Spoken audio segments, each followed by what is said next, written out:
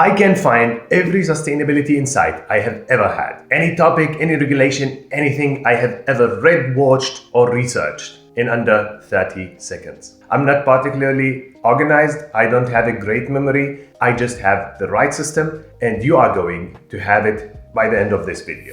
I built a system, not intentionally at first, but over time, out of necessity. I put something together that changed how I learn, how I return information, how I recall everything that I need exactly when I need it. And that's the most important part. Today, I'm going to walk you through that system completely, step by step. You will walk away with a learning framework that works for any sustainability topic, CSRD, Science-Based Target Initiative, EU taxonomy, whatever is in your plate right now. And you will see exactly which AI tools I use that will make your learning really easy.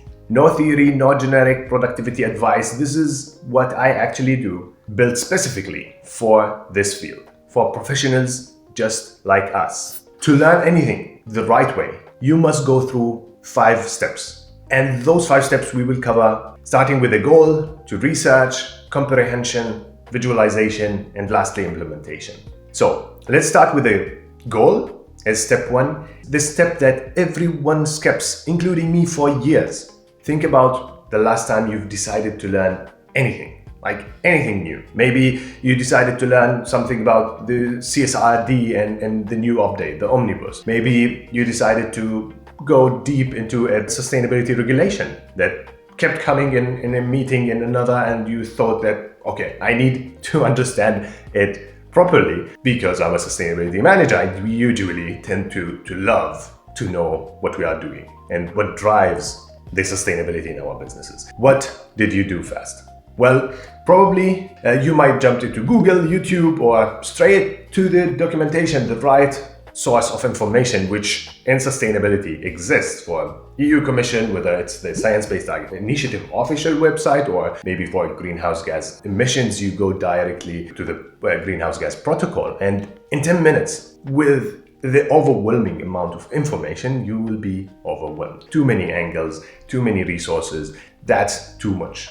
And here is why this actually happens, and it's not special to you. It happens to everyone. It's not about that the topic is complicated, but because you didn't define what you actually are looking for. What is your goal? There is a well-established principle in adult learning that says adults don't learn well in abstract. Well, where do we learn well? We learn well when we know why we are connecting information, when we have a real problem that we are trying to solve. Therefore, the most important question before you start learning anything is not what I want to learn. It's actually, why do I want to learn this? What decision do I want to make afterward? What problem am I trying to solve? Let me make this concrete. Take Science-Based Target Initiative, for example.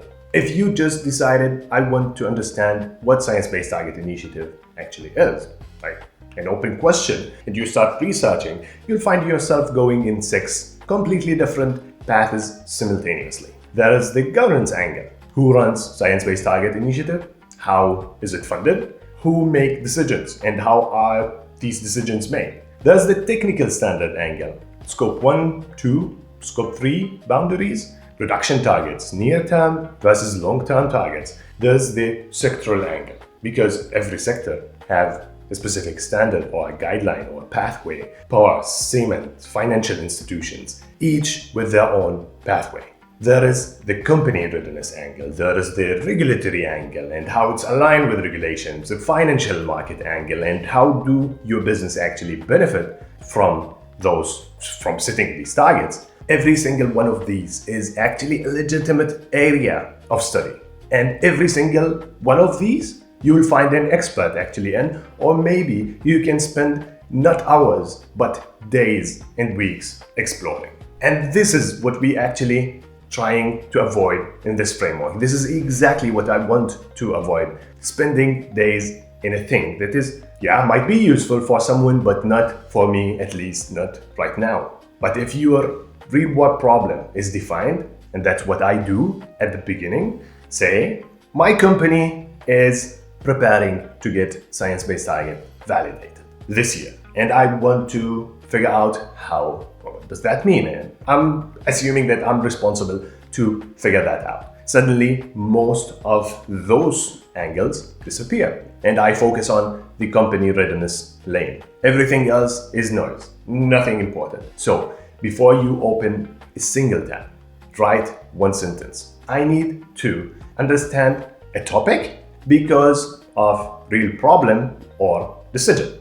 That's it. This sentence, this will act as your filter for everything that follows. So this would be basically our concrete foundation. It tells you which resources are relevant and which should be skipped, which angle to focus on, and it would be basically the foundation. It sounds almost too simple, but I can tell you that adding this single step will reduce your research time significantly, because you stop consuming everything that is out there and you start focusing specifically on what you actually need. Once that sentence is written, you are ready to the next step, which is research. Now comes the part where most people waste the most time. So the research phase is the one that is most time consuming, let's say. We would like to avoid the wasted time. Therefore, we don't need the interpretation of someone else's interpretation of the actual material. What we are looking for is the actual sources, and those that are linked to our pain, to our problem, to our decision. Therefore, what we should be looking for is the resources and not the answers. We have to filter out any second-hand information and any second-hand material and focus on primary material only. For example, if I'm talking about Science-Based Target Initiative, I would go to Science-Based Target Initiative website. If I'm talking about Scope 3 emissions, I would go to Greenhouse Gas Protocol. If I'm talking about CSRD, I would go to the EU Commission, and so on.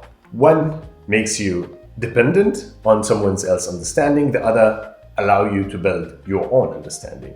In sustainability specifically, it's easy to find the right documentation, the right source, But you have to figure out that first, you aren't looking for answers, you are looking for resources to find your answers. Now, again, before you even open a search engine and start typing, there's one step that most people also forget, and it costs them hours of really wasted time. The first thing to do, check what you already have. Most sustainability professionals have been in the field for long enough that they have encountered most major topics. You have read something about biodiversity or water stress. You have saved or maybe built a presentation on CSRD. You have saved a document, made a note, bookmarked something. But where is it? Here is how I think about step 2, the research. I have 3 buckets. The first one is what I already encountered, what I have already collected. Second is the primary resources. And third is an empty bucket where I would like to end up with a list of resources for this specific problem. The first thing I would do is I check my own notes. I spend 10 minutes looking for anything I have already captured on this topic before. You will be surprised on the amount of information that we actually already have captured earlier. And by the way, if you don't have a system for capturing what you learn, your research phase doesn't start from zero, it starts below zero, because you are not just looking for information that you want, you are looking for information that you've once captured and lost. And sometimes this is more annoying than finding new information, because we know that we have read this thing somewhere. That's really annoying. This is why I believe having somewhere to put what you learn matters. Like it is really, really important. It doesn't have to be sophisticated. I mean, I use Notion. You can use Notion, OneNote, Google Keep, anything. The most important thing is to be consistent. And what is more important than the tool is the habit itself. And if you have never really built a note-taking system before and don't know where to start, I mean, this book have changed how I think about note-taking completely. Building a Second Brain by Tiago Forte is a wonderful book, and I will leave the link in the description below. It's obviously not a sustainability book nor an AI book, but it's about how to capture and organize everything your professional brain encounter and not to lose anything, which is pretty important And I honestly have completely shifted how I approach learning things, and most importantly, research and store my knowledge. But now we jump into the second bucket, or the second step of the research, where we go to the primary sources. For sustainability, this is easy. As I explained earlier, we have the EU Commission for most of the CSRD and regulations. We have the EFRAG for the ESRS topic, the Greenhouse Gas Protocol for emission accounting. So you start there, not with the summaries. The third empty bucket, which is the list of primary resources, the actual resources you'll take to the next step. So you filter out those two buckets to get a final one where we actually focus our effort only on those selected 5 to 8 resources, let's say. Then this is step 2, and we will jump into the comprehension, where we dive deeper into the third bucket to get our problem solved. So by now you've checked your existing notes, you have identified your primary sources, you end up with the third bucket full of resources that actually matters for your research, for your problem, for your decision. But here's the thing. This step looks simple. From the outside, you read, go through those documents, and that's it. But honestly, there's a technique for it. So people tend to open the document, start from the beginning, read through everything, that's trying to absorb every information inside. That's not comprehension, that is consumption, and there is a significant difference. Remember that sentence we had in step 1? I need to understand something because of a problem or because of a decision, a real world problem. This is where we will use it again, because acted as a filter for our resources, it will act as a filter inside of our resources as well. It becomes how we actually decide if this is something that we need to read or not. So when you are reading the science-based target guidance document and your goal is your company validation, as we explained earlier, I have been assigned to figure out how we can get our emissions targets validated via science-based target initiative. This is my filter. This is the sentence. When I skim through a document, I will have it in the back of my mind. Now, problem many people, mostly students and fresh graduate going to work, they feel the guilt of skipping pages or skipping paragraphs or skipping a whole chapter, because what if there's something important inside? I mean, it's a valid fear, but if you are properly applying the prompt we have, you really don't have to have this fear ever again. If you are new here, my name is Ziad Hatkoy. I'm a chemical engineer turned sustainability manager. What I have noticed that every department have AI resources. Sales, marketing, legal, compliance, everyone have AI resources except for whom? Sustainability professionals. We are lacking when it comes to AI resources. So I decided to explore, document, and share whatever I learn about how I can use AI and sustainability. So you don't have to. And this way we can amplify sustainability professionals' impact. If you believe in this mission, subscribe, like this video, and leave a comment below, because those actually help reach out to other sustainability professionals just like you. What I noticed about myself a long time ago, I can read something, understand it in the moment completely, forget a little in a week, and completely dismissed from my brain in a month. Whenever I drew this, my memory is like amazingly 100% way better than if I just read. And this isn't just a personal habit. There's a reason why most effective learners across almost every field work. When you force yourself to represent the knowledge visually, your brain is making connections in branches of this information that you aren't right now aware of. Later on would be fundamentally a different thing for you. So let's go to our science-based target initiative example. And I have been assigned to go through the validation of my company's science-based target initiative targets and how we can commit to science-based target initiative. Therefore, I would start with the first thing in mind is this goal. And then I would branch the major components that I would need to cover, starting with the governance, greenhouse gas inventory, decarbonization plan, and science-based target application itself, the admin work. Then I go one layer further. Under each one of them. So when we are talking about governance, what do I mean? I need the board, I need the top management commitment. I want to be honest here, each branch might be actually a full entire project.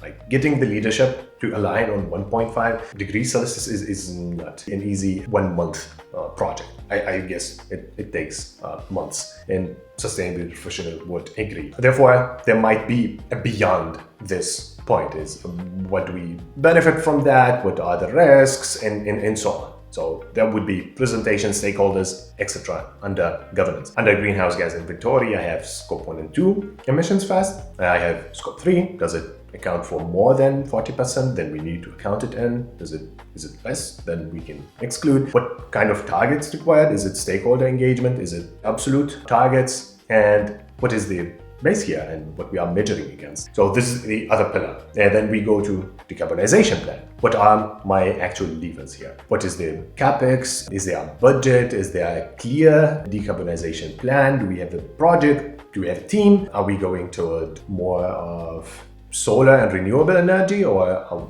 how are we going to decarbonize and reach our targets? And under the science-based target application, I have to figure out admin, how to apply, where to apply, how long it takes. Is there a specific calendar week that we have to apply for science-based target initiative, or is it generally any time? And suddenly I'm not just understanding what is science-based target initiative. I have a project plan in front of me, and I have a clear understanding of how companies actually get science-based target validated. From governance structure, from how the project would be initiated, what are the problems, what are the risks, what are the opportunities. I have a complete overview. The visualization step is already an implementation. Fair enough argument. For me, I take it one step further. When I visualize, I'm visualizing for myself. When I implement, I'm doing it for someone else. Going to someone else and try to explain this. Explain the ideas that I have and get challenged. That's also a very important part. So it's either creating presentation for colleagues, chatting with a colleague over coffee about this topic, this project that you're working on. This is very important in your learning journey, to keep the thoughts in your head or in a piece of paper without discussing back and forth is pretty hard to recall again. But when you discuss it with someone else, you would take a different perspective. In addition, you'd be challenged to think about it actively. For me, I go through different LinkedIn posts. In my newsletter, I explore the topics. I've been through a journey for 2 years exploring or simplifying ESG. That's the whole point, was that I go through the research. At the end of the day, the implementation would be sharing out with others and receive some comments, open up discussions, opportunities, etc. And right now, this video is an implementation of the framework that I have developed over the years. Therefore, implementation, the more engaging it is, the more rewarding, and the more the knowledge would stuck inside of your head, if that make any sense. Where do we need to avoid AI? Well, step 1 and step 4, AI is forbidden. If you are setting your goal based on an AI interpretation of your thoughts, you aren't going in the right direction. Therefore, setting up a goal should never include AI in it. I mean, to come up with your prompt, your goal, your first step should be clear of AI. You have to spend most of the time trying to explore your own thoughts on this specific problem and how to solve it. Step 4, on the other hand, is visualization. And also, it's a way of kind of interacting with your thoughts, or getting out your thoughts, whether typing, whether writing, whether drawing. It's a step that you should not really depend on AI. It's kind of transferring your comprehension into your own thoughts. So it's basically what make you, in a sense. Therefore, please avoid using AI in step 1 and 4. Spend most of your time on step 1 and 4, because those are the most important, most critical. And why I say that? Because step 2, 3, and 5 would be really easier and quicker with AI. Yeah, usually it takes time to comprehend, it takes time to research, but with AI, it's way easier. How do I use it? Starting with step 2, research.